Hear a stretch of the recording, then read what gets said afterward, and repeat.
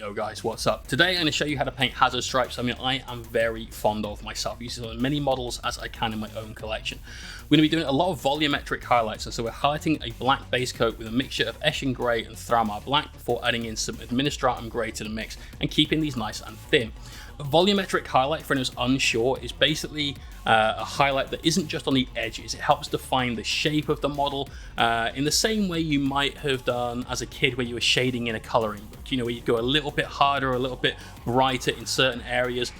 Basically, that's it. We're just doing it on a 3D surface. So don't get concerned about trying to replicate this yourself. Honestly, it is quite a natural feeling. Just go with where the light should be.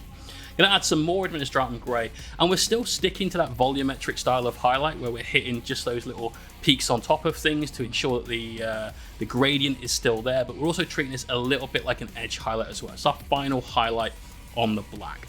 Once we've done that, it's time to start getting our stripes on. I'm going to use some Bogren Brown from P3. You could use Twilight Ochre. To be honest, it hasn't got as much pop and vibrancy and will take more work, so I'd strongly suggest you pick some of this up if you can. Now, if you're liking the video, please subscribe. If you really like it, click the bell button, and if you really like it, why don't you come over and join in on Twitch or Patreon. We stream on Twitch 4 times a week, Tuesdays, Thursdays, and Sundays from 9 PM. and Saturday mornings from 11. We've also got videos just like this over on Patreon, so check that out as well. As you can see with the stripes here, we're trying to keep them very even, so I'm just tidying one up there, and we're putting on enough coats of this Bogren Brown to get a strong base coat. This is really important. It's the foundation for all of the rest of our yellow. We have to get this right. We're taking some Flash Gitch yellow from GW, which is literally the best yellow, mixing that in with our Bogren Brown, and we're keeping these mixes nice and thin. We've got probably 3 more highlights to do from here, so we want to make sure that we're not building up any brush strokes and texture on the miniature.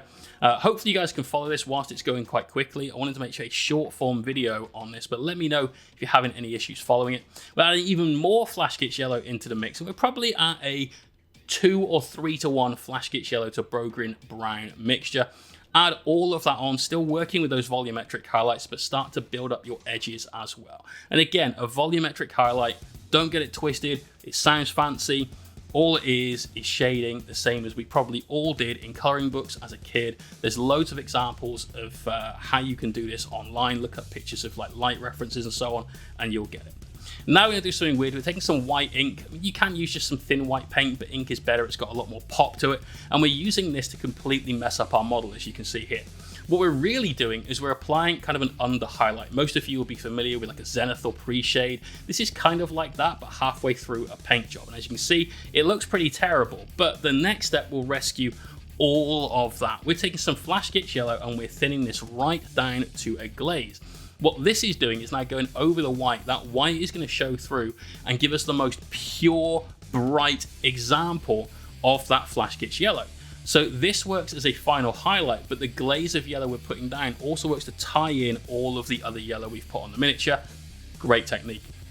What we're going to do now is weather it, make it look a little bit more industrial and a little bit more used. Add a couple of stripes, some dots, things like that to it.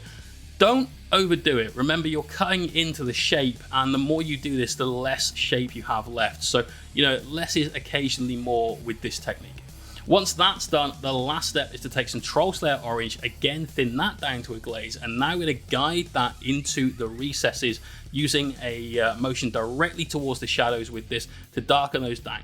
By using the orange, it's going to really pump up the vividness of our yellow and really make this pop and snap together. I hope you guys have enjoyed the video. If you have, like I said, give it a like, do some subscribing. If you want to see how we did the verdigris on the back of our Magos' gold arm, we've got a YouTube video for that. Check that out. I'll make sure it's the recommended one at the end of the stream.